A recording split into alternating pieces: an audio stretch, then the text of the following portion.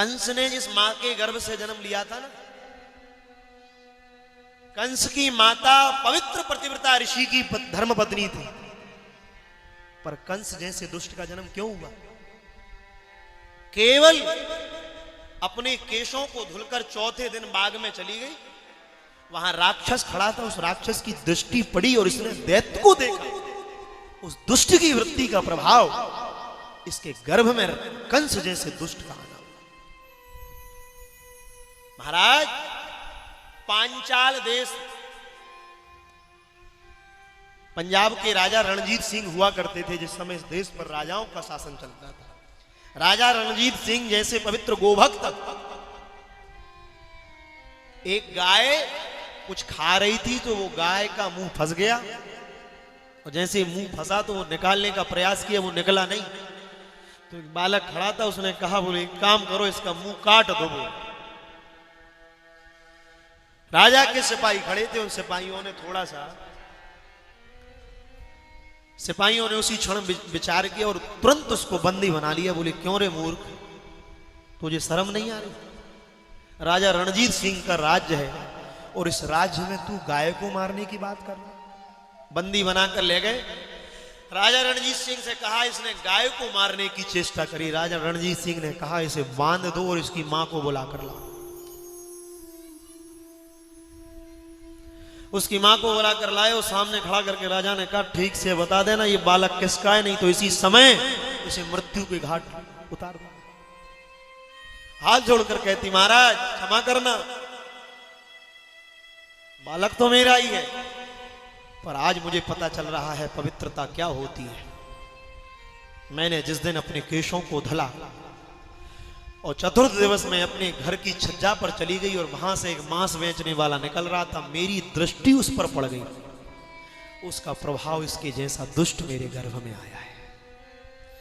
तब राजा रणजीत सिंह ने पूरे राज्य की हुकूमत में कांच से जड़ी हुई मुद्रिकाएं स्त्रियों को बंटवाई। शास्त्र कहते हैं केशों को धुलकर या तो स्त्री अपना मुख देखे दर्पण में या फिर अपने पति का मुख देखे। अगर तीसरे का मुख देख ली तो उसका जैसा विचार होगा उस प्रकार की संतति होगी। अब कौन मानता है? अब तो सब चल रहा है। पढ़े लिखे सभ्य समाजों में तो लोग कहते हैं, अरे अब आप लोग तो ठीक हैं, फिर भी बहुत मर्यादा। हम प्रार्थना करें, ये धर्म माताओं पर टिका हुआ है, अगर आप नहीं मानोगे तो सदाचार लुप्त हो जाएगा, और सदाचार लुप्त हो गया तो धर्म की धुरी कहां जाएगी। लोग हमसे कहते हैं, आप माताओं से बहुत कहते हैं, माताओं से कहना इसलिए आवश्यक है, स्त्री को दो दो कुलों को तारना है, एक नहीं दो दो कुलों को तारने का दायित्व नारी के ऊपर है। इसलिए हम प्रार्थना कर रहे हैं, अपने बालक बालिकाओं को सदाचार के संस्कार दो, सुंदर शिक्षा दो, नहीं तो इस छोटे से शहर में भी अब ऐसी ऐसी घटनाएं होने लगी।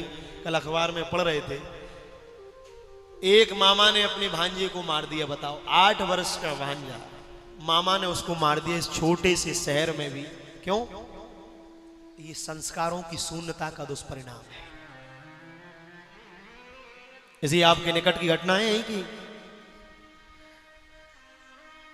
विचार करो हम कहां जा रहे हैं। आज अगर हमने अपने बालक बालिकाओं को सत्संस्कार नहीं दिए, उसका भयंकर दुष्परिणाम अब सामने दिखने लगा। इसीलिए पवित्रता का स्मरण रखो। कोई कुछ भी कह दे, हम नहीं डिगे। कोई माने ना माने, अरे आप मानो ना मानो, हम तो मानेंगे। अब कहते हैं सब खा लो, सब पी लो। नहीं भैया, बेटी और रोटी के व्यवहार में बिगाड़ नहीं हो सकता। आज भी हम कई जगह जाते हैं, हम अपने ब्राह्मणों के साथ लेके जाते हैं, इनसे भोजन बनवाते हैं, तो कहते क्या आप हमारा नहीं खाओगे?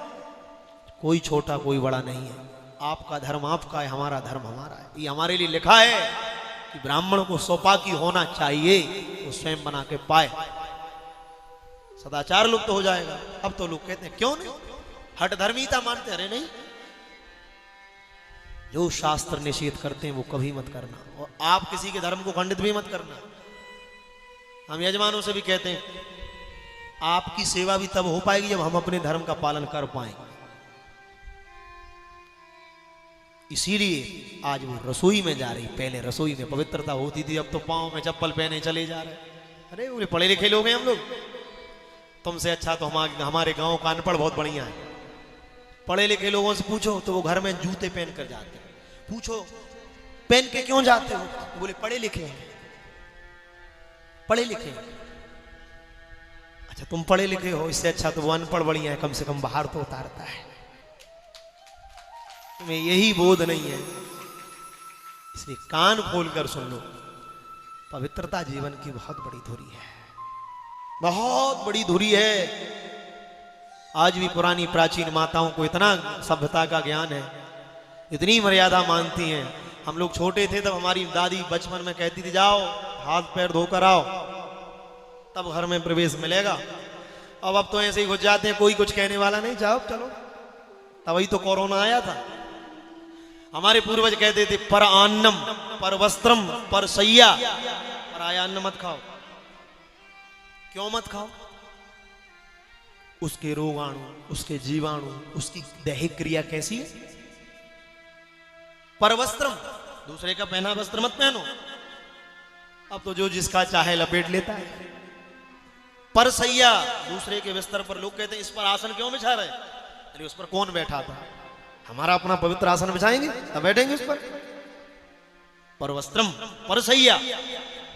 तब पहले कहते थे हाथ धो, आयुर्वेद में लिखा है दोनों हाथ दोनों पैर और मुंह धोकर पहुंचना नहीं चाहिए। जो भोजन करता है उस समय पहुंचना निषेध है। तो इन पांचों अंगों को धोने से क्या होगा, बोले आयु विद्या यश और कीर्ति चारों बढ़ जाती है। और जब शयन करने जाओ तब भी पांचों धो, पर अंतर क्या है, पांचों को धोकर पहुंचो स्वच्छ वस्त्र से। ये मर्यादा रही हमारे शास्त्रों में। तब हम लोग कहते थे हाथ धो, अरे बोले कहां हाथ धो, जब सब खा लेते हैं जब चलता है। और जैसे ही कोरोना आया डॉक्टर ने कहा हाथ धो, तो 10-10 बार रगड़ रहे।